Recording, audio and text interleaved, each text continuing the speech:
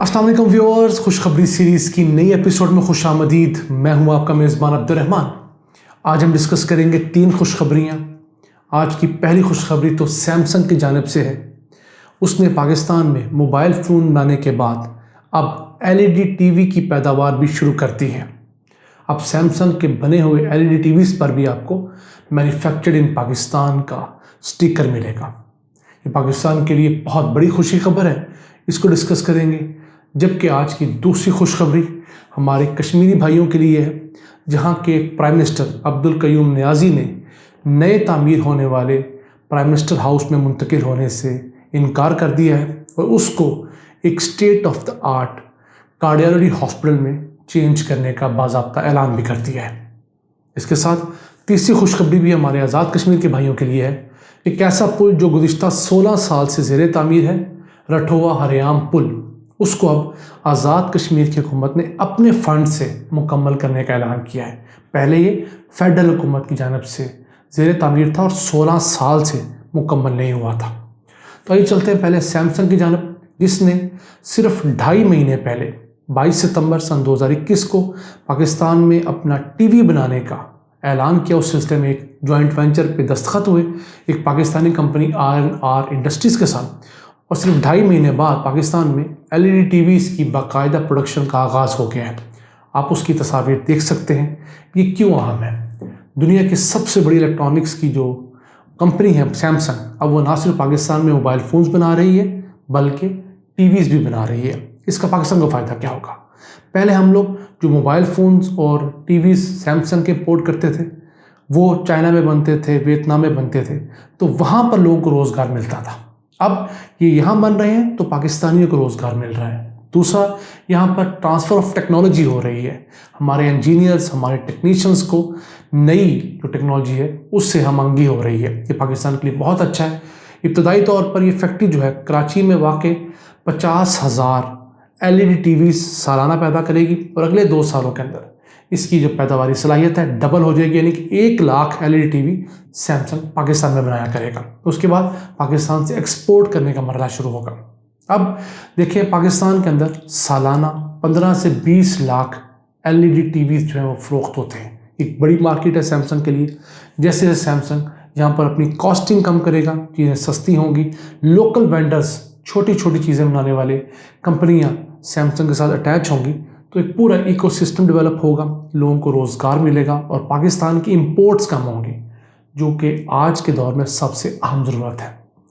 अब बहुत अच्छा ये हो रहा है कि जितनी भी ये बरूने मुल्क से कंपनियाँ आ रही हैं वो डायरेक्टली अपनी आगे फैक्ट्री नहीं लगा रही, पाकिस्तान आती हैं, किसी पाकिस्तानी कंपनी के साथ वो मुआहदा करती हैं, जॉइंट वेंचर करती हैं और फिर मिलकर ज़मीन लेती हैं जिसके अंदर दोनों कंपनियों की मलकियत होती है और फिर मिलकर प्लांट लगाती हैं, जिससे उनकी जो टेक्नोलॉजी है वो पाकिस्तानियों में ट्रांसफ़र हो रही है। ये फैसला in the long run Pakistan को बहुत फ़ायदा पहुंचाएगा। इसी तरह सीपेक के तहत भी जितनी फैक्ट्रीज पाकिस्तान आ रही हैं, कुछ 100 से ज़्यादा फैक्ट्री आ चुकी हैं, वो भी लोकल हमारी कंपनियों के साथ, फैक्ट्रियों के साथ मुआहदे के बाद आई हैं और उसमें लोकल जॉइंट वेंचर शामिल हैं और उनके अंदर तमाम के अंदर 95% पाकिस्तानी काम कर रहे हैं, सिर्फ 5% जो चाइनीज़ हमारे भाई हैं वो उसको सुपरवाइज़ कर रहे हैं। इसी के साथ चलते हैं आज की दूसरी खुशखबरी की तरफ, जो कि आज़ाद कश्मीर से आई है। नया प्राइम मिनिस्टर हाउस 1 अरब रुपए की लागत से मुजफ्फराबाद में मुकम्मल हो गया है और ये प्राइम मिनिस्टर हाउस साबिक वज़ीर आज़म फारूक हैदर जो है नून लीग के थे, उन्होंने तामीर करवाया था। वो मुकम्मल तो हो गया है, लेकिन नए आने वाले PTI के जो प्राइम मिनिस्टर हैं अब्दुल कयूम नियाज़ी, उन्होंने उस प्राइम मिनिस्टर हाउस में मुंतकिल होने से इनकार कर दिया है। उन्होंने कहा है कि मेरी इस रियासत को नए प्राइम मिनिस्टर हाउस से ज़्यादा दिल के स्पेशलाइज्ड हॉस्पिटल की ज़रूरत है। तो उन्होंने अब ये बाकायदा तौर पर एक चिट्ठी लिख दी है अप्रूवल के लिए फेडरल हुकूमत को कि वो इस नए प्राइम मिनिस्टर हाउस को कार्डियोलॉजी हॉस्पिटल में तब्दील करने की इजाज़त दें, जो कि हमारे आज़ाद कश्मीर के भाइयों के लिए बहुत बड़ी खुशखबरी होगी। इसी के साथ आज की तीसरी और अहम खुशखबरी है कि बहुत बड़ा एक पुल है जो कि मंगला डैम के ऊपर बन रहा है, गुज़िश्ता 16 सालों से बन रहा है, जिसका नाम है रठोवा हरियाम पुल। उसकी जो तामीर है मुकम्मल होने का नाम ही नहीं ले रही। ये 16 साल पहले शुरू हुआ था 1 अरब 39 करोड़ रुपए की लागत से। अब इसकी लागत बढ़ते बढ़ते 6.5 अरब रुपए से भी ज़्यादा हो चुकी है। 4.5 किलोमीटर टोटल लेंथ है, जिसमें 4 किलोमीटर की सड़कें थी दोनों जानिब और तकरीबन 560 मीटर का ये पुल था। अब 4 किलोमीटर की सड़कें तो मुकम्मल हो चुकी हैं اور 400 میٹر کا جو پل ہے وہ دونوں جانب سے مکمل ہو چکا ہے، لیکن سینٹر میں زمین کچی آ گئی ہے، وہاں پر جو پلرز ہیں وہ نہیں کھڑے ہو سکتے۔ تو انجینئرز کے درمیان، نیسپاک کے درمیان کچھ تنازع کریٹ ہوا اور سالہ سال سے یہ اہم پل رکا ہوا ہے۔ اس کی وجہ سے جو اس علاقے کی عوام ہے وہ بیچاری 30-35 کلومیٹر کا سفر طے کرنے پہ مجبور ہے۔ جو ہمارے میرپور نیو سٹی کے جو لوگ ہیں ان کو اسلام گڑھ جانے میں بہت پرابلم ہے، اور یہ منصوبہ جو ہے وفاقی حکومت کا ہے، جس کی وجہ سے مزید ڈیلیز آ رہے ہیں۔ تو اب جو موجودہ نئی حکومت آئی ہے PTI کی، وہاں پر انہوں نے یہ اعلان کیا کہ ہم اپنے بجٹ سے اس منصوبے کو مکمل کر لیتے ہیں، کیونکہ وفاقی سطح پر اس کے اندر بہت پرابلمز آ رہی ہیں، بہت زیادہ پیسہ لگ چکا ہے۔ 75% یہ پل مکمل ہے، صرف 25% 160 میٹر کا سینٹر کا پیچ آپ دیکھ سکتے ہیں اسکرین پر، وہ رہتا ہے۔ اس کو اب بجائے یہ کہ زمین کے اندر، پانی کے اندر ڈرل کر کے پلر نکالے جائیں، اس کو سٹیل کیبل سٹیڈ برج بنایا جائے گا۔ دنیا بھر میں آپ جانتے ہیں، اسکرین پہ دیکھ بھی سکتے ہیں، ایسے برج جن کو اوپر سے موٹے موٹے سٹیل کی جو وائرز ہوتی ہیں، کیبلز ہوتی ہیں، ان کے ذریعے سہارا دیا جاتا ہے۔ تو امید ہے اگر یہ شروع ہوتا ہے تو 1 سال قریب عرصے میں یہ بآسانی مکمل کیا جا سکتا ہے۔ وہاں کے لوگوں کو اس سے بہت زیادہ آسانی ہوگی۔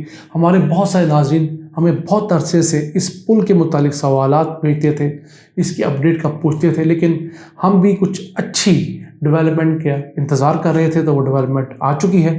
ہم اللہ سے دعا گو ہیں یہ تمام پروجیکٹس جو ہیں مکمل ہوں۔ اسی کے ساتھ ساتھ جو اسلام آباد کے اندر پرائم منسٹر ہاؤس کو یونیورسٹی بنانا تھا، اس سلسلے میں بہت اچھی ڈیولپمنٹ ہوئی ہے کہ اس کے لیے جو کاغذی کاروائیاں تھیں وہ تمام ہو چکی ہیں۔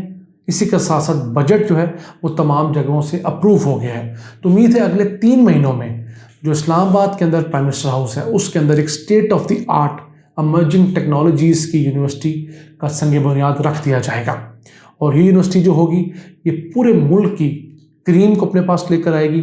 جو بہت اچھے ٹیلنٹڈ اسٹوڈنٹس ہوں گے وہ صرف یہاں آئیں گے، اور اس کے اندر ڈاکٹریٹ، پوسٹ ڈاکٹریٹ اور ریسرچ اورینٹڈ فیلڈ جو ہیں، نئی فیلڈز وہ پڑھائی جائیں گے۔ تو یہی پاکستان کا مستقبل ہے۔ تمام تر مسائل کے باوجود پاکستان آہستہ آہستہ ابھر رہا ہے۔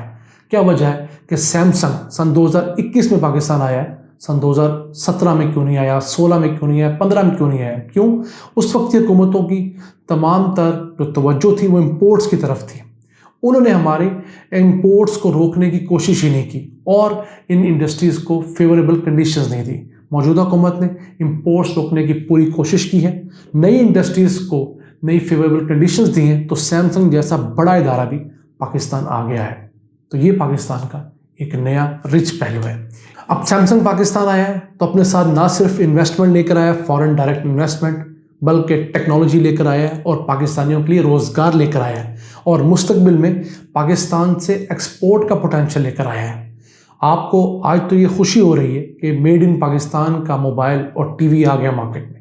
جب ہمارے بیرون ملک مقیم overseas Pakistani made in Pakistan کا موبائل فون UK میں بیٹھ کر سیمسنگ خریدیں گے، جب UK میں US میں بیٹھ کر پاکستان کا بنا ہوا ٹی وی خریدیں گے، تو سوچئے انہیں کس قدر فخر محسوس ہوگا۔ تو یہ وہ کرنے کے کام ہے، معیشت کو سدھارنے کی یہ وہ کام ہے جو اگر ہم اسی تندہی سے کرتے رہیں تو 10 سال کے اندر ہم واقعی ایک ایشین ٹائگر بن سکتے ہیں۔ ان الفاظ کے ساتھ اپنے میزبان عبد الرحمان کو اجازت دیجیے۔ اللہ نے کے پاس